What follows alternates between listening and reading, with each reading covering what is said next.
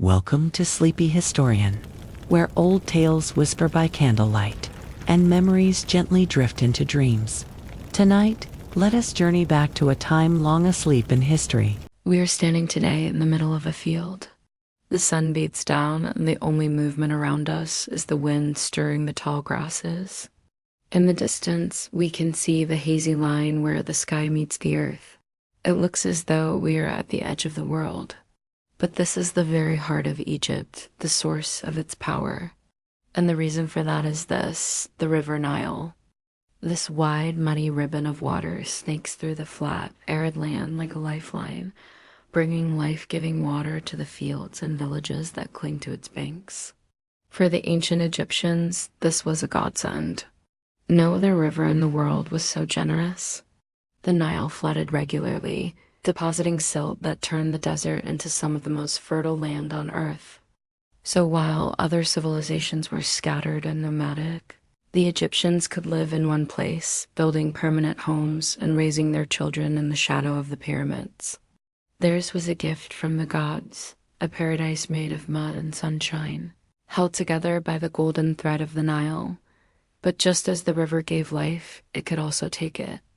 Every year, the Nile would swell, surging over its banks and sweeping all before it. Villagers would flee to higher ground, watching helplessly as the rising waters engulfed their homes and fields. When the floodwaters receded, they would return to find their villages gone, buried under layers of mud and debris. Life in ancient Egypt was a constant struggle against the whims of nature, and the farmers who worked the land were the first to face its fury. They were the backbone of Egyptian society, feeding the millions who lived in the cities and the countless armies that marched across the desert. But they themselves lived in small, flimsy huts, patched together from reeds and thatched with straw. Their clothes were simple, their food was hard, and their days were long. They toiled from sunrise to sunset, guiding the floods, planting crops, herding animals, and gathering in the harvest. Through it all, they never forgot the capricious nature of the river. One year the floods might be too strong, washing away their crops and leaving them hungry. The next year they might be too weak, withering their plants and bringing famine. The farmers were Egypt's silent heroes, bearing the heaviest burden so that the rest could flourish. But their story is not one of grand tombs or golden treasures. It is a story of sweat and soil, of sowing seeds and gathering in the harvest, of living and dying in the shadow of the pyramids. Forever bound to the rhythms of the Nile, there are those who seek to control the forces of nature, and there are those who simply live in harmony with it. Ancient Egyptian Farmer, A Life Interrupted, Part 2. Imagine the sun sinking toward the horizon, setting the sky ablaze with colors you can only dream of. As the light fades, shadows stretch long over the land, and the rumble of distant drums begins to weave itself into the evening air. You are standing before the great Sphinx, its ancient gaze fixed on the endless march of time. Nearby, the towering pyramids of Giza seem to reach for the stars, silent witnesses to a past that still stirs the soul. Here at the edge of the desert, a new story is about to unfold. One far removed from the rhythms of planting and harvest, yet just as vital to the Egypt you're discovering. Let us step back from the fields and into the bustling city, where the Nile's bounty has brought merchants, artisans, scribes, and even pharaohs. Our journey today takes us into the heart of power, where ambition, magic, and the quest for immortality intertwine in ways you've never imagined. Welcome to my channel. If you're new here, join me on this journey through ancient history. Before we dive into the life of an Egyptian official, let's take a moment to explore the riches waiting for you here. From hidden tombs to ancient mysteries, I unveil the secrets of the past. So hit that subscribe button and become part of our community. And if you find our videos intriguing, why not treat us to a super thanks? Your support means the world to me and keeps our journey through time thriving. Life as an Egyptian official was not merely a job. It was a pathway into a world where influence, privilege, and the echoes of eternity intertwined. Picture yourself stepping into a courtyard, sunlight glinting off polished granite columns and reflecting pools. Palm trees rustled overhead, providing dappled shade on the mosaic floors. Here, surrounded by cool marble and fragrant gardens, we meet Akhenaten, a young man with dreams that reach beyond the confines of this grand estate. Akhenaten was not born to privilege, but his father's service in the royal court has given him a taste of this luxurious life. He's ambitious, sharp-witted, and observant. His position as an official requires a keen eye for detail and the ability to navigate the complexities of the kingdom as administration.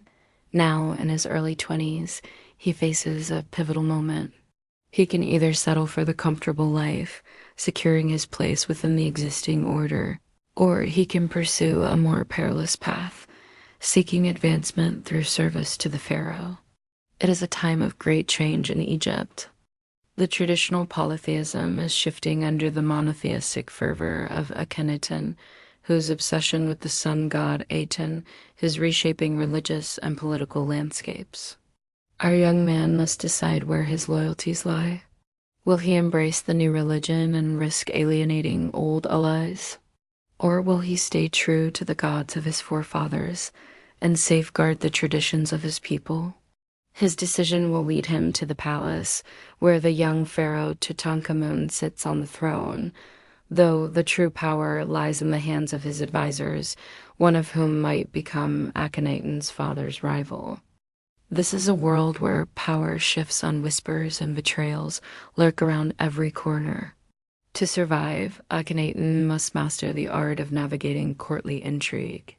He'll need to hone his skills in diplomacy, learning to read the subtle signs of loyalty and disloyalty, mastering the nuances of speech that can make or break alliances.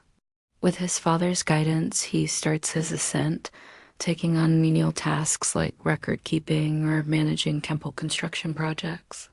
He learns the bureaucratic machinery of the empire, understanding how decisions are made, resources allocated, and policies enacted.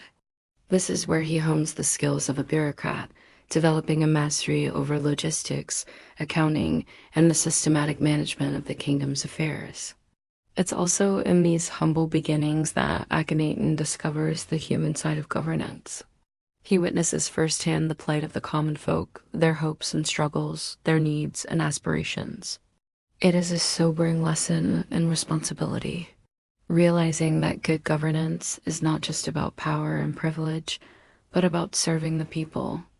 But Akhenaten's journey is not an easy one.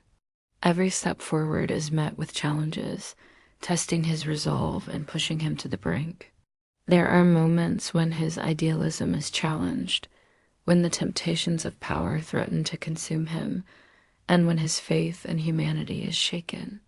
Through it all, he evolves, maturing from a naive youth into a shrewd, empathetic leader. His personal life mirrors this transformation. He falls in love with Nefertiti, a spirited woman who becomes the anchor of his life, supporting him through the trials and sharing in his triumphs. Together, they form a formidable team, united in their love and shared commitment to justice. Theirs is a partnership based on mutual respect and shared values, a testament to the enduring power of love and companionship in the most challenging of circumstances. As the story unfolds, the stakes rise. Akhenaten finds himself at the center of a web of deceit and danger, forced to make choices that will shape the future of Egypt. His every move is watched, every word scrutinized, and every decision carries the weight of the kingdom's fate. Yet through it all, he remains steadfast, guided by his principles and fueled by his unwavering determination. Akhenaten's journey is one of resilience, of rising above adversity to become a beacon of hope and change in a world that often seems intent on keeping him down. To truly understand his life, we must first grasp the fabric of Egyptian society. At the heart of this intricate tapestry are the social classes, each playing a crucial role in the grand design of life along the Nile. The Egyptian society was stratified into several distinct classes. At the top stood the elite class, which included the pharaoh and his immediate family, high priests, nobles, and officials. They enjoyed immense wealth, power, and privileges, shaping the course of political and religious life in Egypt. Below them were the scribes, artisans, and merchants, forming the middle class. These individuals often enjoyed greater freedoms and some level of affluence compared to the commoners. Scribes, in particular, held a respected position due to their literacy skills, which were essential for record-keeping and administration. Then we encounter the commoners, the backbone of Egyptian society. This class comprised farmers, laborers, and fishermen who worked to sustain the economy and provide the necessities of life. At the bottom of the social hierarchy were the slaves, who were typically captured during military campaigns or born into slavery. Their lives were marked by hard labor and limited rights. Religion permeated every aspect of Egyptian life, influencing not only beliefs but also societal norms and daily practices. The Egyptians worshipped a pantheon of gods and goddesses, each associated with various aspects of nature and human endeavor. From the mighty Ra, the sun god, to the enigmatic Osiris, god of the underworld, these deities were revered and their worship was central to society. Religion also played a significant role in art, architecture, and literature. Magnificent temples and elaborate tombs were constructed to honor the gods and provide them with the finest offerings. The Book of the Dead, a collection of funerary texts, reflects the Egyptians' fascination with the afterlife and their belief in the journey of the soul. In the realm of government, the Egyptian pharaoh was considered a divine ruler, a manifestation of the gods on earth. The pharaoh's power was absolute, extending over all aspects of governance, from maintaining order to ensuring the prosperity of the kingdom. Officials and bureaucrats were responsible for implementing the pharaoh's laws and managing the affairs of the state. The judicial system was deeply influenced by religious beliefs, with judges often serving as both legal and religious authorities. Law and order were upheld through a combination of divine authority and a network of informants and spies who monitored the activities of citizens. Egypt's geographical location along the Nile River played a pivotal role in shaping its history and development. The annual flooding of the Nile enriched the soil, fostering agricultural abundance and supporting a large population. This fertile environment allowed for specialization of labor, giving rise to social classes and a complex society. Moreover, the Nile provided a means of transportation, facilitating trade and communication throughout the kingdom. Its predictable flooding patterns created a stable ecosystem that enabled the growth of cities and the establishment of a centralized government. As we continue our exploration of ancient Egyptian life, keep in mind that this is a world where the divine and the human intersect, where the boundaries between the realms of the living and the dead are blurred. Prepare to be amazed by the rituals, myths, and beliefs that shaped the lives of those who lived along the banks of the Nile. Stay tuned for more insights into the fascinating world of ancient Egypt. The journey through time is just beginning, and remember, your support means everything to me. Hit that like button to fuel our adventures through history, and don't forget to subscribe for more thrilling journeys. Thanks for joining me on this incredible adventure. Until next time, keep asking questions, keep seeking answers, and keep exploring the wonders of our shared human history. The year before Hatshepsut came to power, Egypt experienced a dramatic event that reverberated throughout the ancient world. Near the city of Megiddo, Egyptian forces led by Thutmose III, a man who had become the Napoleon of Egypt, faced off against a coalition of Canaanite rulers. The Egyptian army, though outnumbered, triumphed in what became known as the Battle of Megiddo. The victory expanded Egyptian control over Syria and Palestine, cementing Egypt's position as a regional powerhouse. It was a defining moment for Thutmose III, shaping his legacy as a great conqueror. Or was it? Ancient records tell a different tale. They credit Hatshepsut, Thutmose III's stepmother and regent, for the Egyptian victory, calling her strong bull who loves battle and praising her divine guidance of the army. But how can both stories be true?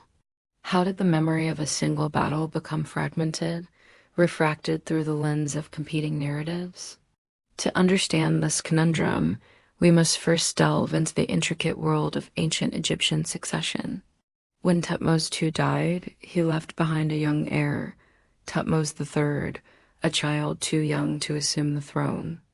In such circumstances, Egyptian tradition dictated that the pharaoh's wife or mother would serve as regent until the child came of age. However, this was merely a caretaker role. The young pharaoh was considered the rightful owner of the throne, and upon reaching maturity, he would reclaim his birthright. It was a system designed to ensure continuity, a temporary arrangement to safeguard the interests of the young king, while his mother or wife stepped in to maintain order. But this conventional path was about to be disrupted by a bold claim. Enter Hatshepsut, the wife of Thutmose II and now regent to her stepson Thutmose III. Instead of simply acting as a placeholder, waiting for the rightful heir to come of age, Hatshepsut seized an opportunity.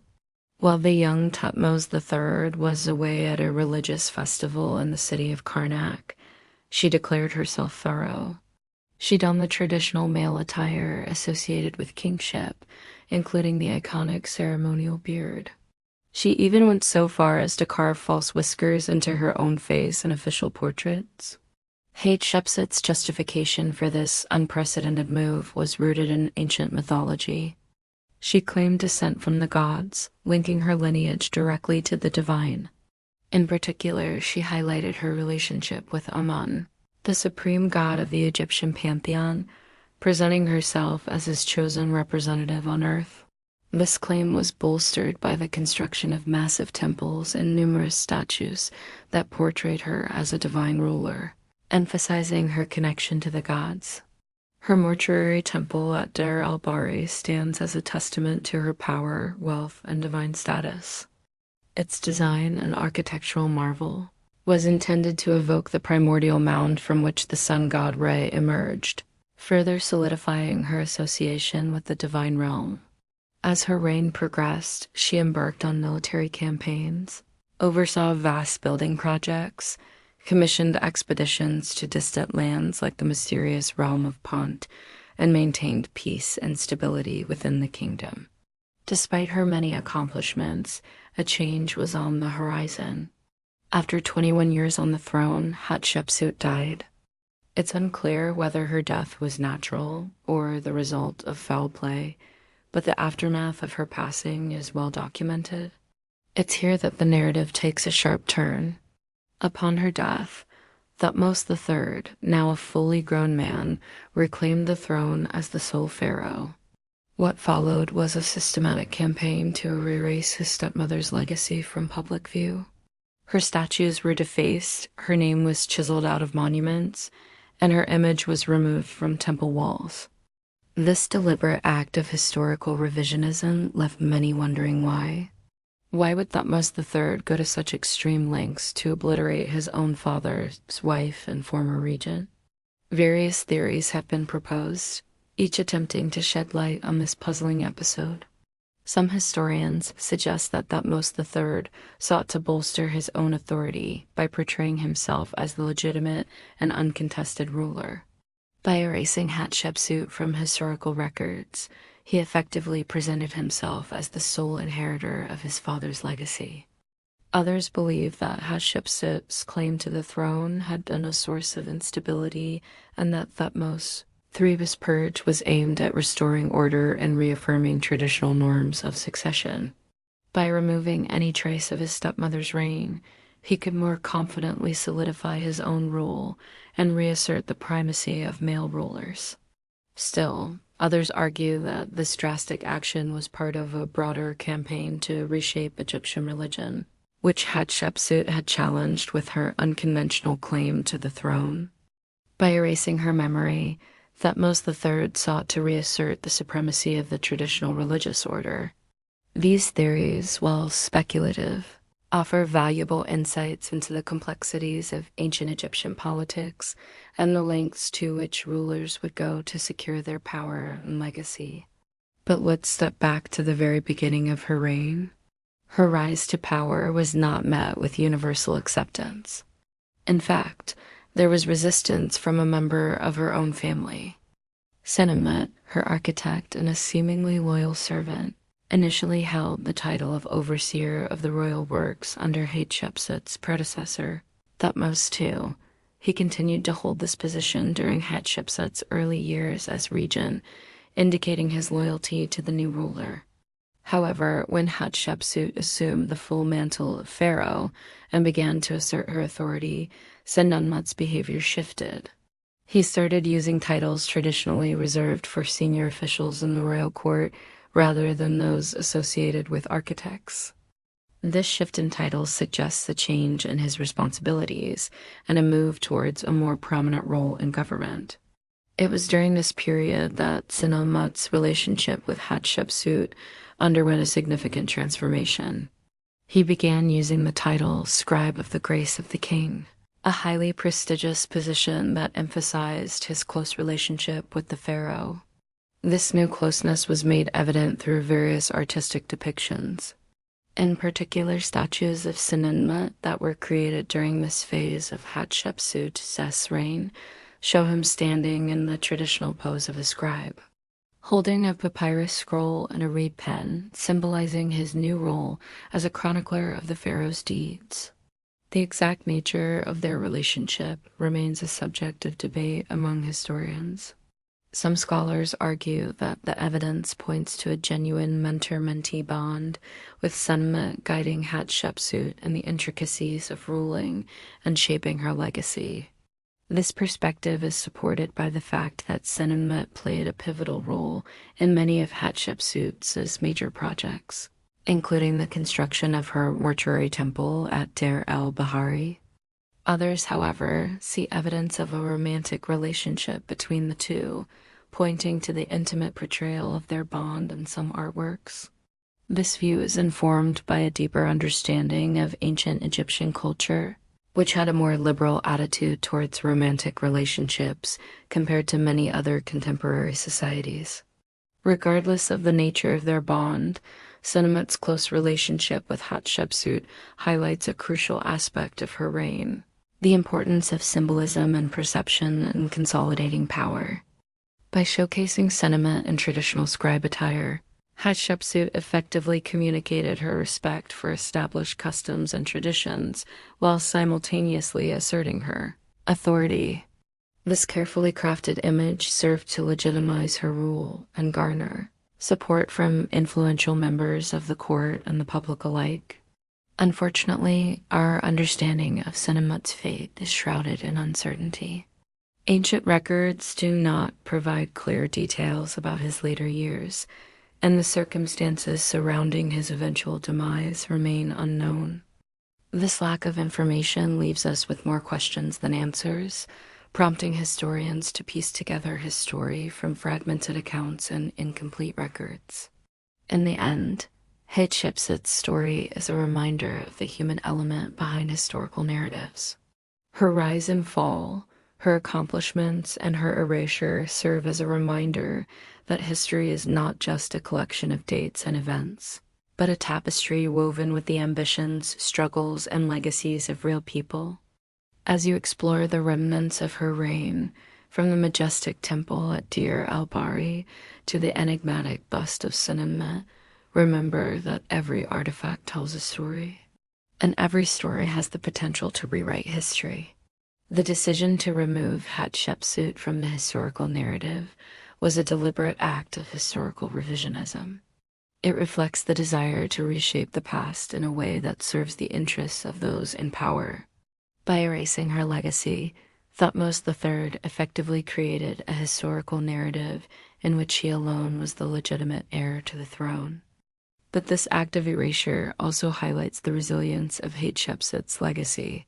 Despite the efforts to remove her from history, fragments of her story survived, offering us a glimpse into the life of a remarkable ruler. Her story serves as a testament to the human capacity for ambition, determination, and the relentless pursuit of power. It also reminds us of the fragility of historical narratives and the importance of seeking out and preserving the stories that might have been lost to the sands of time.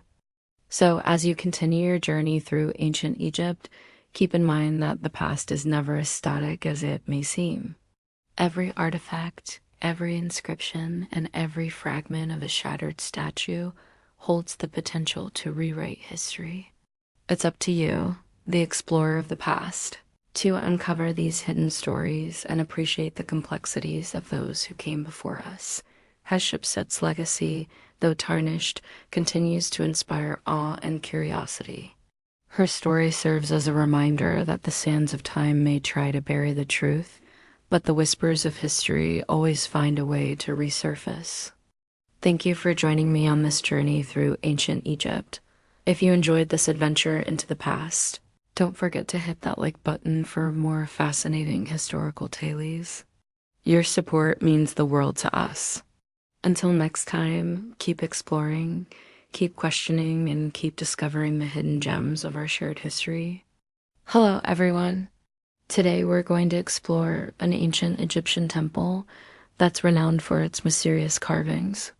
Located in the village of Karga, amidst the vast desert of Upper Egypt, the temple at Dendera rises from the sand with a quiet, enduring presence. Its walls are thick, sheltering inner chambers from the heat of the Egyptian sun. Step inside, and the air changes, cooler, stiller, with the faint scent of centuries-old stone. Dust drifts in narrow beams of light that filter through high openings, illuminating carvings whose meanings have been discussed, debated, and imagined in countless ways. One chamber, deep within the temple complex, holds a set of reliefs that have drawn particular attention. On the stone surface, a strange image repeats. Figures stand beside what seem to be elongated, bulb-like shapes, within which a curling form stretches from end to end.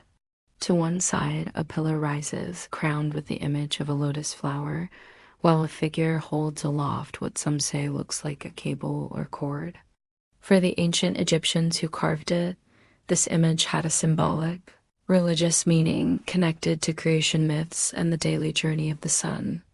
Many Egyptologists interpret the scene as a depiction of the god Hatshepsut emerging from a lotus, symbolizing the rising sun enclosed within a representation of the universe's protective womb. The curling form inside the bulb is seen as a snake, a common symbol of divine energy and rebirth. But outside the academic world, the carvings have taken on a different life. Some French theorists, noticing the resemblance to modern electrical devices, have suggested that the image represents an ancient form of technology, a kind of giant light bulb, perhaps powered by knowledge lost to history. In this view, the cord-like element is imagined as an electrical cable, the lotus-shaped pillar as a kind of insulator. It is important to note that these interpretations are on the fringes of Egyptology. Mainstream scholars generally agree that the Dendera light represents a mythological scene, not an advanced technological device. However, the idea that ancient Egyptians may have possessed technological knowledge that we associate with modern times has a certain appeal. It challenges conventional narratives about human history and invites us to reconsider what we think we know. Whether or not the Dendera light actually depicts an ancient light bulb, it makes for a compelling story that captures the imagination. However, before we delve further into this intriguing possibility, let's take a closer look at the temple itself and its historical context.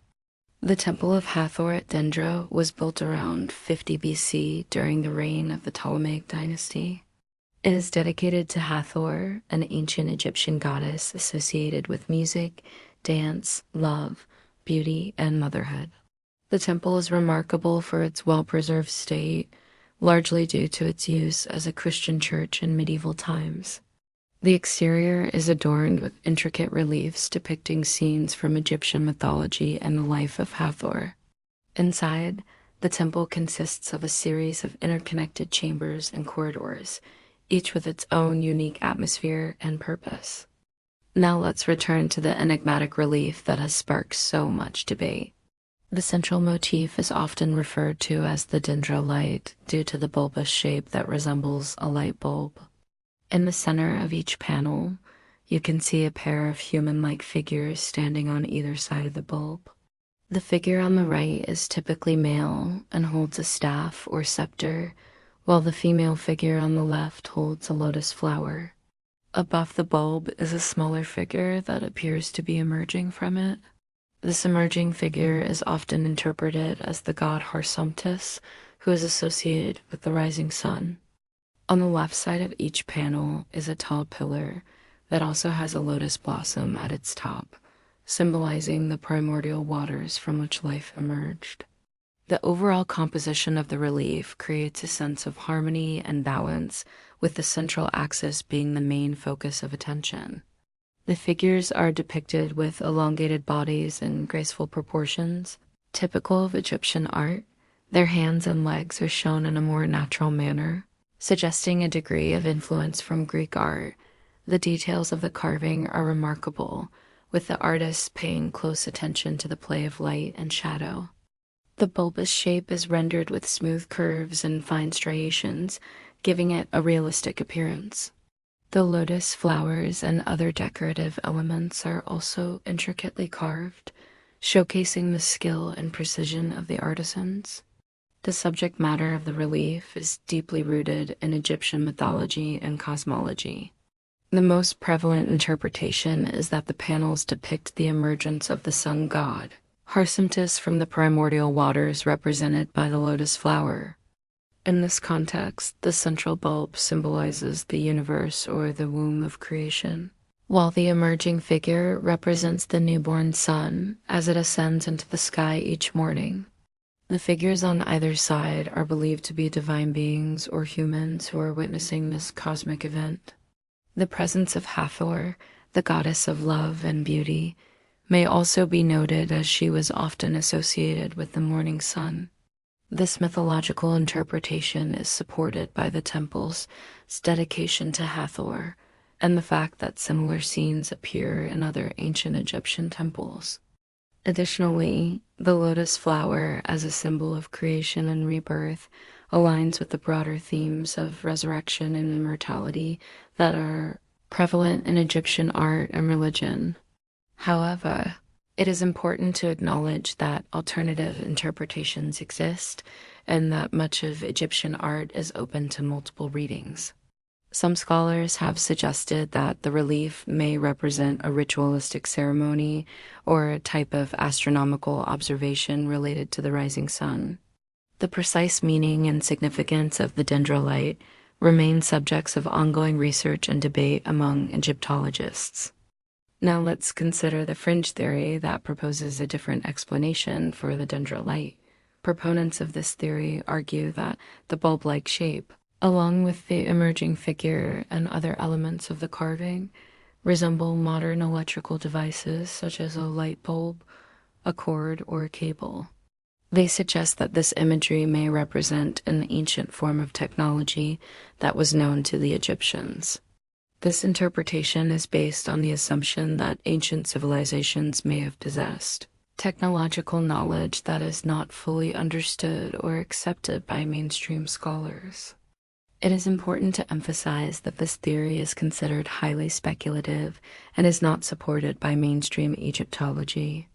The idea that ancient Egyptians used electricity or had advanced technological devices is not widely accepted within the academic community.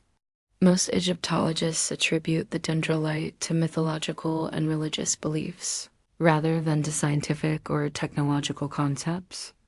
Proponents of the electric theory often cite the advanced engineering and architectural feats of ancient Egyptian structures such as the pyramids and temples as evidence of their technological prowess.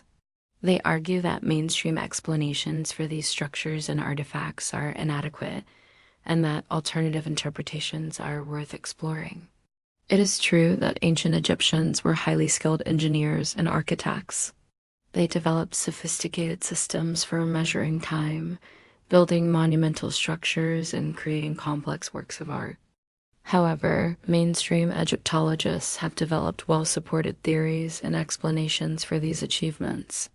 While there may be aspects of ancient Egyptian culture that remain mysterious or unexplained, it is important to rely on evidence-based interpretations and to avoid sensationalizing or presenting historical artifacts. In conclusion, the carvings at the Dendera Light continue to captivate the imagination and inspire wonder about ancient Egyptian culture. The traditional interpretation views the carvings as depictions of mythological scenes, while alternative theories suggest possible connections to advanced technology or electrical devices. It is important to approach these topics with a critical and balanced perspective. The enigmatic nature of the Dendera Light allows for multiple interpretations, and it is through ongoing research and respectful dialogue that we can deepen our understanding and appreciation of ancient Egyptian civilization. Whether viewed as mythological representations or potential glimpses into ancient technology, the carvings at Dendera remain powerful symbols of human creativity and the enduring legacy of ancient Egypt. Thank you for joining me on this journey through time and discovery. If you enjoyed this exploration of the Dendera Light and ancient Egyptian mysteries, I invite you to stay tuned for more videos that bring history to life. Together, we can continue to unravel the secrets of the past and gain new insights into the fascinating civilizations that shaped our world. Until next time, may your days be filled with wonder and your nights with peaceful dreams. Today we'll explore the lavish chambers of Amenhotep III. Subscribe and join us as we uncover the secrets of ancient Egypt. Pharaoh Amenhotep III's palace wasn't just a residence. It was a microcosm of the Egyptian world. This architectural marvel, situated in the heart of Thebes during the 14th century BCE, was designed not only to impress, but to symbolize the greatness of Egypt and its king. Let us embark on a journey through its majestic spaces and discover what life was like within its opulent confines. Picture yourself approaching the palace complex along the River Nile, the lifeblood of ancient Egypt. Your gaze is immediately drawn to the shimmering whitewashed walls, their brilliant surfaces reflecting the morning sunlight like a beacon of radiance. Towering palm trees lining the riverbank sway gently in the breeze, creating a sense of tranquility and swaying softly in the gentle breeze. The air is thick with the sweet scent of water gardens, a harmonious blend of lotus blossoms, papyrus, and freshly cut reeds. As you step onto the dock, your eyes catch sight of guards adorned in pleated linen kilts, their bronze-tipped spears glistening in the sunlight, standing as silent sentinels to ensure the pharaoh's safety. Upon entering through the monumental palace gates, you find yourself in a world transformed. The atmosphere changes instantly, the noise of the outside world fading into a distant memory. Here the air is cooler, the sound of the bustling city replaced by an almost sacred hush. Above you, the hot desert sun is veiled by a canopy of colonnades, intricately painted with scenes from the pharaoh's life and conquests. You see depictions of bound captives, each marking a tribute to the king's military prowess. There are also images of triumphant hunting expeditions and the gods themselves bestowing their favor upon Amenhotep III. Beneath your feet, the floor is paved with polished stone, its surface as smooth as glass from years of ceremonial processions. It is a path well worn by the feet of nobles, priests, and dignitaries who have come to pay homage to the mighty pharaoh. Before you lies the grand audience hall, a space so vast it seems to stretch into infinity. Its high ceiling is supported by towering columns, each intricately carved and painted in deep reds, rich blues, and shimmering golds. These pillars don't just hold up the roof. They tell stories of the pharaoh's lineage and power. Sunlight filters through the windows, casting mosaic-like patterns on the floor and illuminating motes dancing in the still air. In the center of the room, on a raised dais, sits the throne of Amenhotep III. Carved from a single block of black granite, it is a symbol of authority and permanence. The pharaoh's throne is not just a seat, it is a statement. And as you stand before it, you can't help but feel the weight of centuries of tradition and power. In the early morning, this audience hall echoes with the murmur of voices as the pharaoh receives his courtiers and dignitaries. The air is heavy with the scent of incense burning in shallow bronze bowls, sending slow, curling trails of fragrance into the air. The room is filled with the muted tones of conversation, broken only by the soft rustle of palm leaf fans as attendants seek to keep the heat at bay. Here the pharaoh, clad in a fine linen kilt and a crown of gold, presides over his court. Scribes record the proceedings on papyrus, their quills scratching across the surface like the chirp of crickets. The pharaoh listens intently, his face a mask of concentration, his every word weighed carefully. He makes pronouncements that will affect the lives of his people, shaping the destiny of Egypt. Each visitor brings their own agenda, some seeking favor, others hoping to sway the pharaoh's ear to their cause. But all are aware that they enter the presence of a god-king. As the sun climbs higher in the sky, the bustling activity of the palace reaches its peak. Within the inner courtyards, musicians play haunting melodies on harps and flutes. Their music mingles with the gentle splashing of fountains and the murmur of servants going about their tasks. Courtiers dressed in flowing linen robes hurry between chambers, their sandals making soft thuds on the polished stone floors. In the distance, you hear the rhythmic clang of a blacksmith's hammer as artisans work in the palace workshops.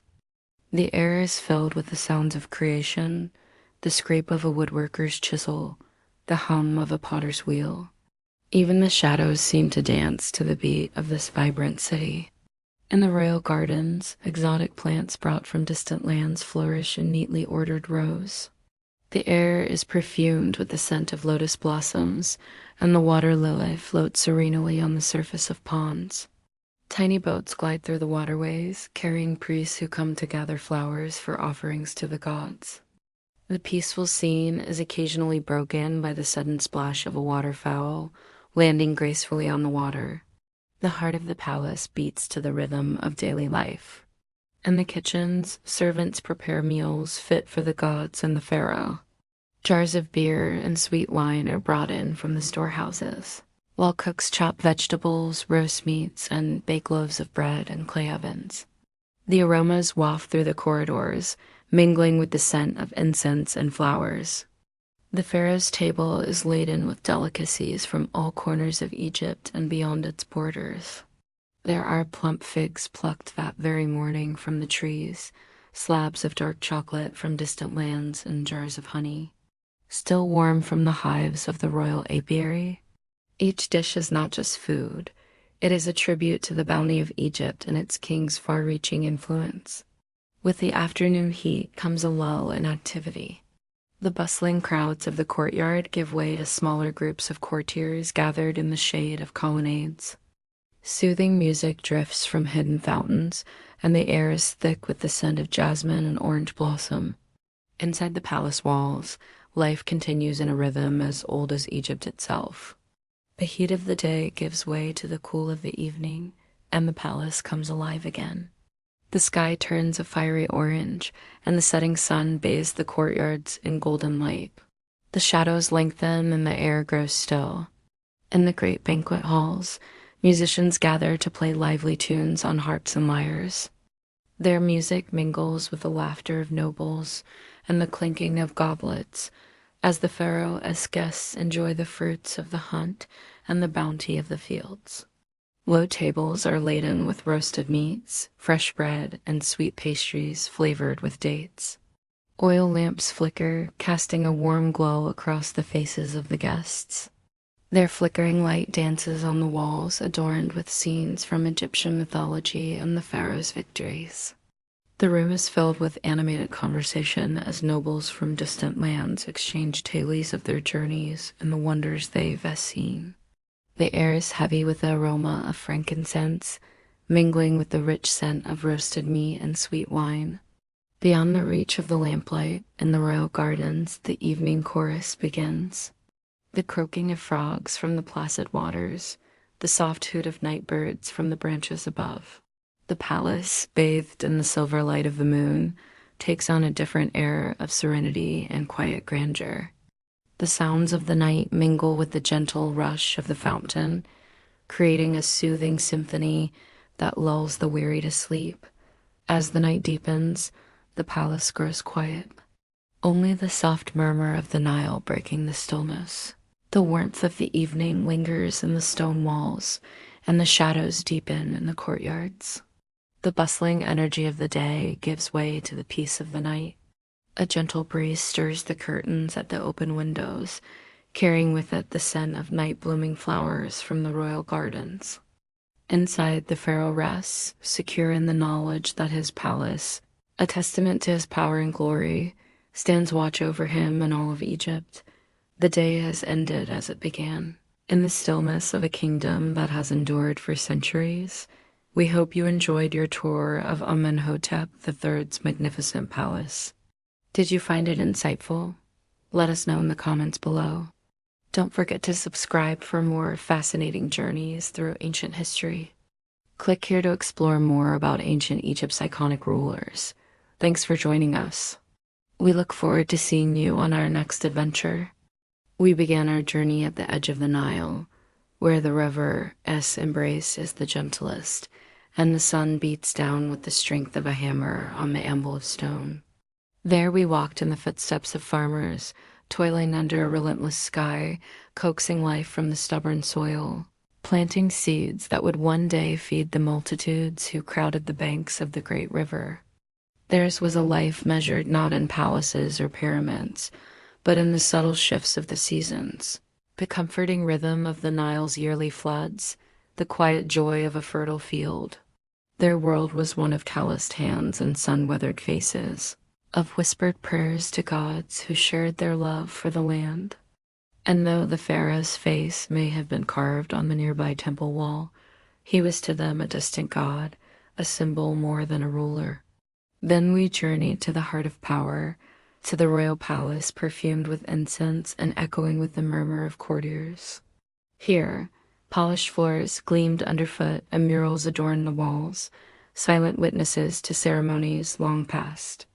The pharaoh, resplendent in gold and lapis lazuli, moved through these halls, a living god among mortals, surrounded by those who served and those who plotted, each step carefully measured, each word weighed for its meaning. For here, life was a dance of diplomacy and ceremony, where the slightest misstep could shift the balance of power. The pharaoh, we learned, was not just a ruler, but a conduit between the gods and men, his every action a ritual, his every decision laden with the weight of the kingdom's fate. Between these two worlds, we saw the heart of Egypt beat, the bustling marketplaces where merchants hawked their wares, the vibrant festivals where people reveled, and the quiet beauty of a lotus flower blooming at dusk. We heard the laughter of children playing, the murmurs of lovers strolling, and the solemn pronouncements of priests at the temple's altar. We felt the pulse of a civilization that thrived on the banks of the Nile, where the rhythm of life was as steady and sure as the river's flow. And always there was the river, the lifeblood of Egypt, flowing through the grand halls of the palace, and the humble homes of the farmers, uniting them all in its ceaseless journey to the sea. We watched as feluccas glided across its surface, their sails billowing like the wings of giant birds, carrying precious cargo and hopeful passengers on their way to new lives. The Nile, we realized, was more than just water. It was a lifeline connecting the past to the future, carrying with it the hopes, dreams, and fears of generations. Now, as we leave this ancient world behind, let the Nile's quiet wisdom linger in your heart, the patient strength that weathered the test of time, the unwavering constancy in a world of change. May it remind you that even in the grand tapestry of history, it is the smallest threads, the daily lives of ordinary people, that weave the most enduring patterns. As darkness falls, let the scent of lotus and papyrus fill your senses, transporting you back to those moonlit nights along the riverbank when the air was alive with music and the whispers of lovers. Let the taste of sweet figs and dates linger on your tongue, a reminder of the simple pleasures that sweeten life along the Nile. And when the stars emerge, one by one, like precious jewels scattered across a velvet cloth, let them guide your thoughts back to the farmers and courtiers, the artisans and pharaohs, all bound together by the eternal river. Let their hopes and dreams, their joys and sorrows, their triumphs and defeats, mingle with your own, reminding you that beneath the shifting sands of time, the human heart beats ever the same. Now close your eyes and drift along the Nile, carried by its gentle current toward the embrace of night. Sleep now, traveler, and dream of pharaohs and farmers, of temples and tombs, of lives lived along the banks of an eternal river. Tonight's story comes to a close. If your eyes have gently shut, then I wish you a deep, peaceful sleep until we meet again in the next dream.